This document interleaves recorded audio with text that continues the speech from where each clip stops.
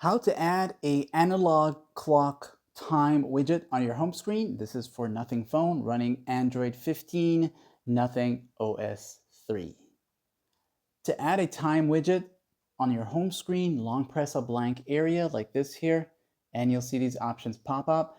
Then you'll see widgets. So go into the widgets section. Now, for some of us, you're going to see just these here that are for the Nothing Phone itself. But if you notice to the bottom, there's this little red section here, which if you swipe over like this, you're going to get access to the other widgets, which are all Android-based widgets. So if you want the usual Android widgets that you usually get on Android phones, you'll swipe over and get these here. Now you'll see the clock widget, so tap on that one time. You'll get these different ones. If you want the digital one, it's right here. But for now, I'll show you how the analog one is. So when you tap on it one time, you'll see add it.